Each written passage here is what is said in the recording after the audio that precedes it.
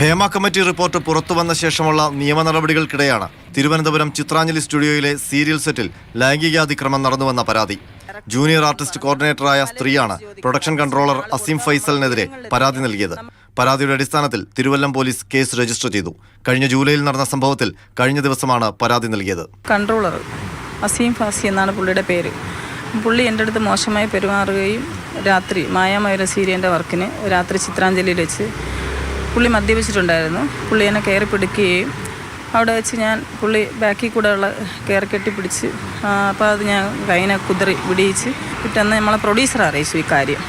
Sir അവനെ മാറ്റി വിട്ടു. ഈ വർക്കിന്ന് അവനെ 2 വർക്കിന്ന് മായാമയൂരത്തിൽ നിന്ന് അപൂർവത്തിൽ നിന്ന് അവനെ മാറ്റി വിട്ടു. എന്നിട്ട് പരാതി കൊടുക്കാൻ വൈകിയത് എന്തുകൊണ്ടാണ്? പരാതി കൊടുക്കാൻ വൈകിയെന്ന് പറഞ്ഞാൽ മാറ്റുകയും ചെയ്തതിന് ശേഷം അവൻ എന്നെ വിളിച്ച് പറയണത് പെണ്ണ് വേണം എന്നാണ് പറഞ്ഞത്. മാത്രമല്ല ഇപ്പോഴും സീരിയൽ സെറ്റുകൾ സ്ത്രീ സുരക്ഷിതമല്ലെന്ന് പരാതിക്കാരി മാതൃഭൂമി ന്യൂസിനോട് പറഞ്ഞു. ഹേമ കമ്മിറ്റിക്ക് ഒരുപാട് മൊഴികൾ അങ്ങനെ വന്നിട്ടുണ്ട്. അഡ്ജസ്റ്റ്മെന്റ് എന്നുള്ളൊരു വാക്ക് ഈ പ്രൊഡക്ഷൻ കൺട്രോളർമാർ ഉപയോഗിക്കുന്നുള്ളത് അതിപ്പോഴും ഉണ്ടോ?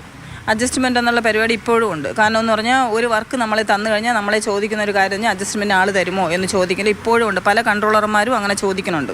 പല കൺട്രോളർമാരും ചോദിക്കുന്ന പ്രൊഡ്യൂസർക്ക് വേണ്ടിയാണ്, അല്ലെങ്കിൽ കൺട്രോളർക്ക് വേണ്ടിയാണ്, അല്ലെന്നുണ്ടെങ്കിൽ പറയും ഡയറക്ടർക്ക് വേണ്ടിയാണ് എന്ന് പറഞ്ഞാണ് പലരും വിളിച്ച് ചോദിക്കുന്നത്. അഡ്ജസ്റ്റ്മെൻറ്റ് ആൾ കൊടുത്താൽ നമ്മളെ ഉയരങ്ങളിലെത്തിക്കാൻ നമ്മൾ ഇനി ഈ ലെവലല്ലേ വേറെ ലെവലാവും എന്ന് വരെ പറഞ്ഞ കൺട്രോളർമാരുണ്ട്. എൻ്റെ പറഞ്ഞ കൺട്രോളർമാരും ഉണ്ട്. ഇതേ പ്രൊഡക്ഷൻ കൺട്രോളർക്കെതിരെ മറ്റ് 3 പരാതികൾ ഫെഫ്കയ്ക്കും ലഭിച്ചിട്ടുണ്ട്. ഈ പരാതികളുടെ അടിസ്ഥാനത്തിൽ അസീം ഫൈസലിനെ സംഘടനയിൽ നിന്ന് സസ്പെൻഡ് ചെയ്തെന്ന കത്ത് ഫെഫ്ക പുറത്തിറക്കി. കേസെടുത്തതിന് പിന്നാലെ Aseem Faisal phone switch off ചെയ്ത് ഒളിവിൽ പോയെന്നാണ് തിരുവല്ലം പോലീസ് പറയുന്നത്.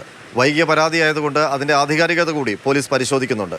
ഹേമ കമ്മിറ്റി അന്വേഷണ സംഘത്തിലെ DIG അജിത ബീഗത്തിനും സ്ത്രീ പരാതി നൽകി.